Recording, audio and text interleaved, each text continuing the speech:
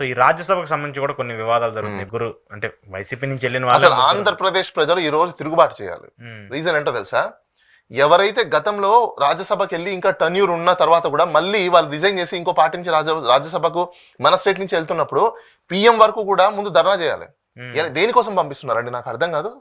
ఆయన ఏమి థ్రెట్స్ కట్టారు ఆయన అంటే, నేను ఆ భాష మాట్లాడకూడదుగా చెప్తున్నాను. ఈ ఆర్ కృష్ణ అనే వ్యక్తి గతంలో తీసుకున్నాడు కదా రాజ్యసభ, ఏం చేశాడని ఇప్పుడు దాకా? ఆయన పర్ఫార్మెన్స్ వద్దా? ఆయన ఏం చేశాడు? ఇప్పుడు మళ్ళీ రాజ్యసభ దేనికోసము అంటే అంత మీ ఇష్టమా? రాజకీయ నాయకుల్ని తయారు చేసేది దేనికోసము, వాళ్ళంటి పోస్టులు ఇచ్చేది దేనికోసము? రాజ్యసభ దేనికి ఇస్తారు? వాళ్ళకి ఏదో ఒక టాలెంట్ ని బేస్ చేసుకొని ఇస్తారు, వాళ్ళకున్న నాలెడ్జ్ ని బేస్ చేసుకొని ఇస్తారు. బీసీ సామాజిక వర్గాన్ని ఈ రోజుటి వరకు కూడా వాళ్ళు ఎదగలేకుండా వాళ్ళని తుంగలో తొక్కేసిన ఏకైక నాయకుడు ఆర్ కృష్ణయ్య. రీజన్ చెప్పనా మీకు నేను? ఈయన సీఎం అయ్యే అవకాశాలు పెట్టుకొని కూడా సీఎం అయ్యి బీసీ కులాన్ని బీసీ జాతిని అభివృద్ధి చెందడానికి ఉన్న స్కోప్స్ అన్నిటినీ ఆయన స్వార్థ ప్రయోజనాల కోసం తాకట్టు పెట్టేశాడు. ఆయన తాకట్టు పెట్టేసి ఆయన ఏం చేశాడు? ఓన్లీ కొన్ని పోస్టులు, కొన్ని సబ్సిడీలు, కొన్ని ఇస్తే చాలు మాకు అనుకున్నారు. అదే రాజ్యం మీదైతే, బీసీ రాజ్యం మీదైతే బీసీ కులాలు, బీసీలో ఉన్న వర్గాలు, బీసీలో ఉన్న జనాభా మొత్తం అభివృద్ధి చెందే వల్ల ఈరోజు బీసీ సమాజం ఇలా వెనకబడిపోయిందంటే కారణం ఈయన. ఏదో అనుకుంటున్నారు హాస్టల్స్ వచ్చేసాయి, ఏదో ఫ్రీ సీట్లు వచ్చేసాయి, లేకపోతే ఏదో సబ్సిడీ వచ్చేసింది, ఏదో కొంచెం రిజర్వేషన్ వచ్చేసింది. ఐ థింక్ ఇన్ మైండ్ వే. ఒక కంపెనీని నువ్వు నడపడం గ్రేటా?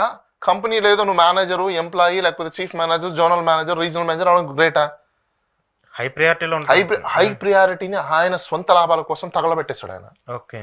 ఎందుకు మరి బీసీ సమాజం ఇంకా ఆయన ఎత్తుకుతుందో నాకు తెలియదు, కానీ నన్ను అడిగితే he's a failure of leadership అంటారు ఆయన. Failure politician, BC politicians he's a failure. ఎందుకంటే సీఎం అయ్యే అవకాశాలు నీకు ఉన్నప్పుడు, నువ్వు ఇంకా 100 మంది నాయకుల్ని తయారు చేసే కెపాసిటీ నీకు ఉన్నప్పుడు నువ్వు ఎందుకు తగలబెట్టావు? మరి ఎందుకు బీసీ సమాజం ప్రశ్నించలేకపోతుంది? ఇలాంటి నాయకుల్ని తయారు చేసుకున్నందు వల్లనే బీసీ సమాజం ఇలా అయిపోయింది. ఏ సమాజంలో అయినా నాయకుడు స్వార్థం లేకుండా ఉండాలి. స్వార్థపరుల నాయకులు ఉంటే ఏముంటుంది? రాజకీయ నాయకులు స్వార్థపరులే కదండి. ఈవెన్ దో సార్ అయినా కూడా ఇప్పుడు ఈయనని రాజ్యసభకు మళ్ళీ ఎందుకు పంపిస్తున్నారు చెప్పండి? నేను అదే క్యాస్ట్ ఈక్వేషన్ ఏదన్నా ఈ క్యాస్ట్ వాళ్ళంతా రెఫ్యూజ్ చేయండి అంటున్నా నేను. ప్రధానమంత్రికి లేఖలు రాయండి, మాకు ఈయన వల్ల ఉపయోగం లేదు, ఈయన వద్దు అని చెప్పేసి అని తిరుగుబాటు చేయండి. ఇంకొకరిని తీసుకురండి, ఇంకొకరిని తీసుకురమ్మని ఎన్నిసార్లు చేస్తాడు ఈయన? చేశాడుగా చాలు కదా. చాలా చాలా కీలక పదవులు అనిపించారు. యూజ్ ఏంటి? ఏం చేశాడు ఆయన ఇప్పుడు దాకా? ఇప్పుడు రాజ్యసభ తీసుకుని 2 సంవత్సరాల పైన దాటిపోయింది కదా. ఆంధ్రప్రదేశ్కి ఏం చేశాడు ఇప్పుడు దాకా అయినా? అసలు ఆంధ్ర నుంచి తెలంగాణలో ఉంటున్న రెసిడెన్సీ ఆర్ కృష్ణని ఎందుకు పంపించాలి? ఏ బేసిస్ మీద పంపించాలి? తప్పు కదా అది. సో ఇలాంటివన్నీ ఉద్యమాలు తీసుకొస్తే తప్ప లేకపోతే వీళ్ళు మాట వినరు.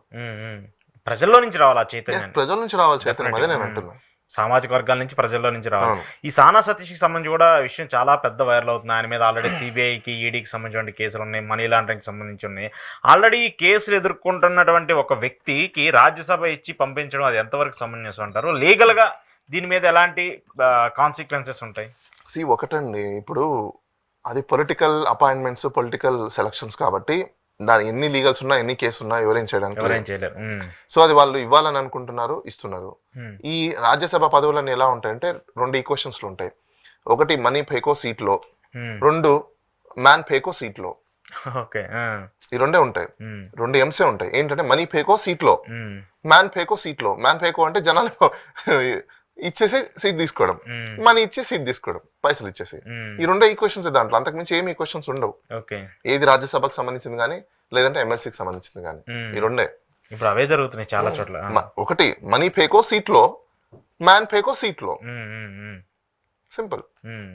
కానీ ఈ కేసులకు సంబంధించి అది కొంచెం ఇబ్బంది. ఒక్కటండి, కేసులు ఉన్నంత మాత్రం ఎవరేం చేయరు. అది దాని కొద్దిగా నడుస్తాయి కేసులు. కేసుకి దీనికి సంబంధం ఏముంది? ఇవ్వాలనుకున్నారైనా money పేకా seat Liya, man పేకా seat Liya. దీనికి 2 డిస్టింగ్విషన్లు చెప్తాను. ఇంకో పేకా సీట్ లియా ఆర్ కృష్ణయ్య గారు, మనీ పేకా సీట్ లియా ఇప్పుడు మీరు చెప్పే సతీష్. అయిపోయింది. సీనియర్లు కూడా చాలా మంది అసంతృప్తిగా ఉన్నారు టీడీపీలో. అంటే ఈ వీళ్ళకి అంటే ఆ పార్టీలోనే తీసుకొచ్చి మళ్ళీ ఎందుకు ఇవ్వాలి, ఏదో కావాలని చెప్పేసి చాలా మంది సీనియర్లు ఉన్నారు. అశోక్ గజపతిరాజు లాంటి వాళ్ళు ఉన్నారు, లేదంటే గతంలో కనకమేళ్ళ రాజ్యసభకు అంటే సంబంధించిన ఒకటండి, ఎన్నిసార్లు ఇస్తారండి? ఇప్పుడు మీరు అశోక్ గజపతిరాజు తీసుకోండి, లేకపోతే ఇంకొకటి తీసుకోండి, ఇంకోటి ఎన్నిసార్లు ఇస్తారు ఒకే వ్యక్తికి? అంటే సీనియర్ గా వాళ్ళకు రాజకీయంగా కొంత అసలు ఏం అవగాహన ఉంటది కాదు కదా. అశోక్ గారు, మీరు ఒకటి ఆలోచించండి. ఎవరికి కాల అవగాహన? ఎవరు చెప్తున్నారు అవగాహన? వాళ్ళ అవగాహన ఈ రోజు పనికిరాదు. ఉమ్, మీరందరూ గుర్తుపెట్టుకోండి. ఉమ్, ఒకప్పుడు నోకియా జనరేషన్ వాళ్ళది, నోకియా కూడా కాదు, ఆల్కటెల్, ఉమ్, మోటరోలా ఆల్కటెల్ జనరేషన్ వాళ్ళది. ఈ రోజు నువ్వు యాపిల్ జనరేషన్ లోకి వచ్చేసి నువ్వు మాకు చెప్తావా? ఉమ్, నీ మాటలు మేము వినాలా? తొక్కలో కన్నా తల్లిదండ్రుల మాటలు మేము వినట్లేదు. మీ మాటలు వింటే ఏమొచ్చింది? అక్కడ ఏమి రాదు. ఉమ్, జనాలు మేల్కోవాలి. ఉమ్, వాళ్ళందరినీ తీసుకొచ్చి మా నెత్తిన ముద్ర రుద్దడం ఏంటి? ఉమ్, వాళ్ళ ఏజ్ ఫ్యాక్టర్స్ అయిపోయిన తర్వాత అసలు సెన్స్ లేదు తెలుసా ఇప్పుడున్న జనరేషన్ కి. ఎంతసేపు ఉన్నా మీరు ఏజ్ ఫ్యాక్టర్స్ అయిపోయిన సీనియర్ ఏం చేస్తారు ఆయన? నాకు అర్థం కాల. ఉమ్, ఎన్నిసార్లు మినిస్టర్ చేస్తాడు? ఉమ్, ఎన్నిసార్లు ఎమ్మెల్యేలు చేస్తారు? ఎన్నిసార్లు ఎంపీలు చేస్తారు? మరి నిజంగా అన్నిసార్లు చేసినప్పుడు రాష్ట్రం దేశం మొత్తం అభివృద్ధి చెందిపోయి ఉండాలి కదా. ఎందుకు అవలా? ఉమ్, ఎందుకు అవ్వలేదంటే చేసిన వ్యక్తిని మీరు చేస్తున్నారు కాబట్టి. నాచన ఆయనతో అంగన్ మింగ అన్నాడంట. ఉమ్, అంటే డాన్స్ ఏరా బాబు అంటే స్టేజ్ బాగాలేదన్నారంట. వీళ్ళంతే 5 ఏళ్ళకి ఒకసారి వస్తారు, చెప్తారు, పోతారు. బుద్ధి మీకు ఉండాలి, ప్రజలకు ఉండాలి. ఉమ్, ఓకే. బుద్ధి లేని ప్రజలు ఎంతసేపు ఏం చేయగలుగుతాం? మనం ఏం చేయలేం. ఉమ్, వాళ్ళు ఎంతసేపు కులము, మతము, మావాడు, మీవాడు ఇదే నడుస్తుంది. ఓకే. ఇంకా అంతే ఉంటది. సింగపూర్ చెప్తూనే ఉంటారు, ఆంధ్రాసే సింగపూర్ గయా అంటారు. అది ఏర్లోనే ఉంటది కానీ అక్కడికేమో రీచ్ అవ్వడు. ఓకే. ఇప్పటికి ఎన్నిసార్లు ఆంధ్రప్రదేశ్ సింగపూర్ అయిపోతుందని చెప్పారు, అది ఎక్కడుందో కనిపించట్లేదు ఎవరికి కూడా. మరి అక్కడి నుంచి ట్రావెల్ అవుతుందో వస్తుందో లేదో తెలియదు. అసలు బిలీవ్ చేస్తారా మీరు అమరావతి ఫస్ట్ అంటే సింగపూర్ అని కూడదులేండి బేస్